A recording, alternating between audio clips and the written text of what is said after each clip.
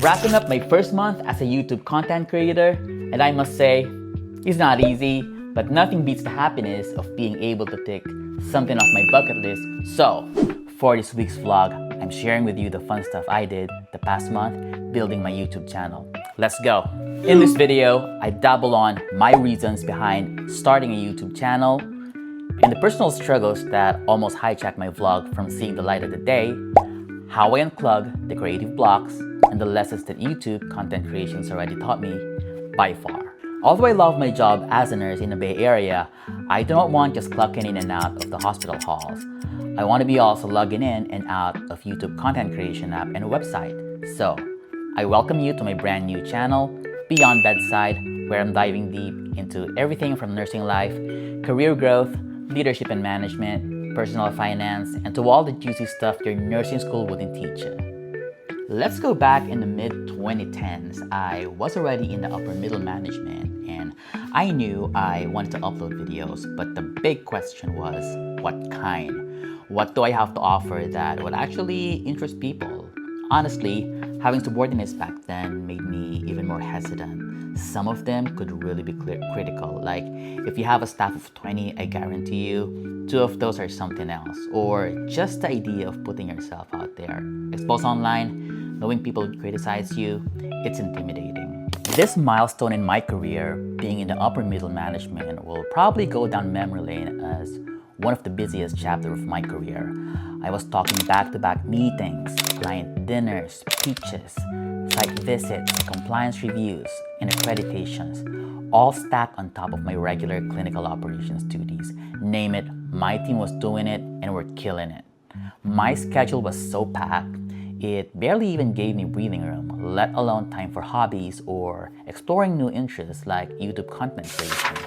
Fast forward to 2021, as soon as I let go of my corporate job and moved to the United States, I made a few attempts to start vlogging. I've been residing here in the US for almost 5 years now. I've also moved 3 states. Can you imagine that? I remember attempting to put up a YouTube channel as I moved from one apartment to another. First was when I was in Kentucky, then when I was in Indiana, and the last one would be here in San Francisco Bay Area in California. The first 2 attempts were a total failure. These are those moments where I tried so hard to unleash my type B personality by filming myself without any preparation at all. I remember sitting down on my computer chair with my iPhone docked on a pile of books, leaning on a glass of water, and I just started rambling and babbling. I realized this is not gonna work. However, we say, third time is a charm. Fast forward to May 1st of this year, fresh off passing my nursing certification, I was contemplating on whether I would go back to a nursing school to pursue a master's degree or to chase something that I really like doing. Apparently, having a few more letters next to my name doesn't give me as much thrill as compared to doing other things that would give me a different kind of excitement and challenges. So this is when I decided it was time for me to finally kickstart my YouTube content creation journey with a catch. This means, for me, I go through the ropes of building a YouTube channel and treating the journey pretty much like I'm going to school. You know successful vloggers? We often would hear them say, starting a YouTube channel is as simple as grabbing a camera, filming, and uploading videos. But not all aspiring vloggers and YouTubers are fast starters or has a motto of something like, done is better than perfect. They may not have the ready-made skill set to be able to get into content creator mode pronto. Just like me. I want everything prepared before starting, a typical type A personality. Most of us are detail-oriented planners. We have lists for a list, and we do get anxious if things aren't just going right or didn't go our way. So guys, you have 2 options really. It's either you be like the king of YouTube himself, Mr. Beast, who started when he was really young, uploading Minecraft and Call of Duty videos, no cuts, no edit, or Alex Gonzaga, all funny videos, sass and humor. These are your type B personalities. What about for type A's like us, like me? How can we navigate through this personality type and be able to put our first video out there with just 1 month preparation? First up is a document. I put up all together a list of everything that I'll be needing to kickstart my YouTube channel. I call this document YouTube Content Creation Startup Packet. It is divided into segments like required gadgets and setup, building a team, recruitment and hiring, YouTube channel pre-shoot checklist, first YouTube video script framework, and editing guideline document. Required gadgets is a list of basic needed equipments to be able to get my first video out there. I'm a bit of a techie myself, but anything surrounding photos and videos are out of my league. So here's ChatGPT comes in very handy. It is as simple as typing my prompts about my preferences and likings with focus on both quality, affordability, and flexibility. For this part, I've ended up being recommended with DJI Mic Mini for my microphone, Torgym softbox lightings, and Desview T3 portable teleprompter. All I'm actively using at the moment with the exception of my preferred vlogging camera, that is the Sony Alpha ZV-E10, which I'm yet to buy if I get to release 12 videos in 3 months. That's kind of like my personal condition or delayed gratification to myself. Pretty much a reward if I get this channel up and running smoothly. Setup is all about the look and feel of the studio. Most of my videos will be, they call it a talking head video, just how you are seeing me at the moment. In this kind of video, it's basically about balancing the background aesthetic, adding some lighting at the back just to separate myself from the wall, and good natural lighting. I'm not saying this setup is that, but the ones you can see on the background were all improvisations of whatever I could pull from my apartment. I know this because IKEA has their own interior design services. I showed to them my current setup and had them recommend. They literally would want everything taken down and be replaced with something else. Even the t-shirt, the white t-shirt I was wearing on my first vlog, how to pass PCCN without burning out, got called out. Parang, akala ko ba interior design lang tayo? Bakit pati t-shirt ko? But they were so great. They gave me a list of everything that I need to buy from them, and it doesn't have to be on that same visit, so I have one less problem to worry about. Anyway, I would want my studio to be looking like very chill, bright, with pop of colors.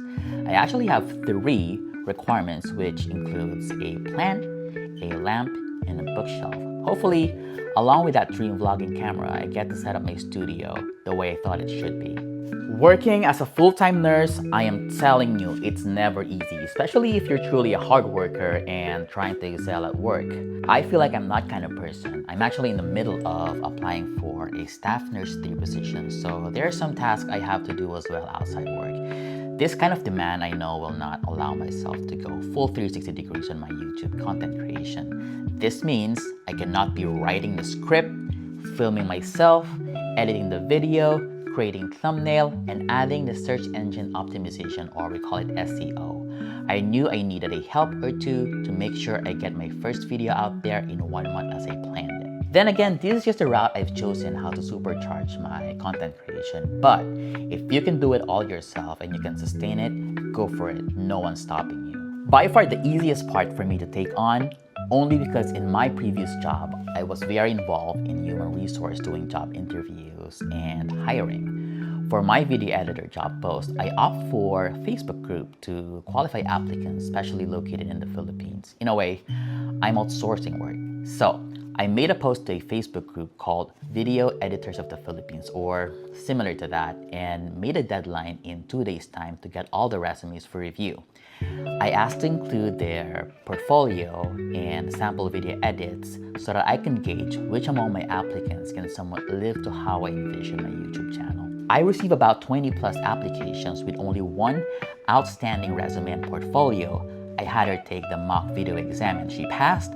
We had our final interview, talk about our expectation and rate, then we signed a contract. Before filming my first YouTube video, it's important to run through a complete pre-shoot checklist to set myself up for success. I started with the basics by setting up my channel properly. This includes creating my profile, verifying my account, and organizing my channel layout. Next, I made sure all of my gear is ready to go, including my iPhone, microphone, and lightings. This includes a decent studio setup.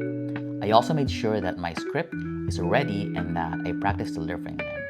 Finally, I have a post-production process in place for outsourcing raw video footages, thumbnail creation, search engine optimization, and uploading videos on YouTube. With this checklist in hand, you'll be well prepared to launch your channel professionally and confidently. Framework is about how we want our script delivered. There are many ways available, but the one that's really popular, which I have been using for a while now, would be the HERO template or HERO template. The acronym stands for Hook, Explain, Reveal, Outro. Pretty much what we're doing right now. It's about teasing the audience of what the content is all about, outlining my intent so that they may be able to get a summary of what they're about to learn, then revealing it to them. This is the T of the script or the content. Outro is your typical fashion asking people to like and subscribe to the channel. This style is something that I'm getting a little bit used to as I create my vlog every week, but hoping I could try other styles as well, like interviews or cooking show. Kidding, we don't cook. Editing guidelines is to create familiarity. I want videos that are clear, engaging, and visually polished without feeling over-edited. I want the tone to be friendly, clear, and relatable. Music should strictly be lo-fi. Transition should be clear and simple without flashy, crazy animations, unless it fits the vibe. Text should be minimal and purposeful, while I'm still collecting fun style for my future vlog. I want the pacing to be quite spontaneous without long pauses and fillers. In a nutshell, I want the vibe to be casual, informational, or instructional, something that tackles a bit serious topics, but at the same time infusing the video with fun and personal stories. The second one is a tool. Remember when people would tell you, if you have a huge goal to accomplish and you're having a hard time doing them, then you better divide them into smaller pieces. Well, Ed wants to take that further and tell you, if you want to divide a huge goal into smaller, actionable pieces, then better use something what we call a Gantt chart.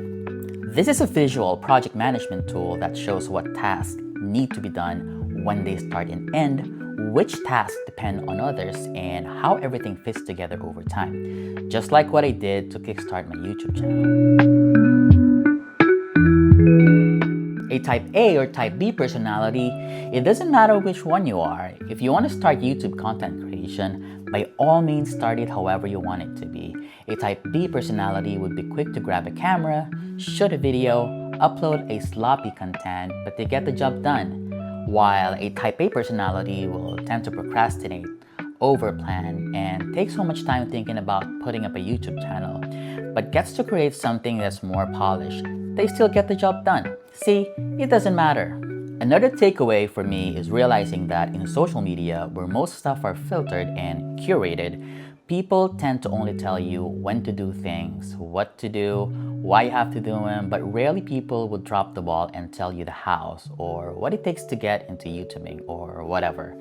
It is not enough for me to just share. I sat down to write a script, upload the videos on the cloud so my editor can pick it up and edit, and send back to me for uploading.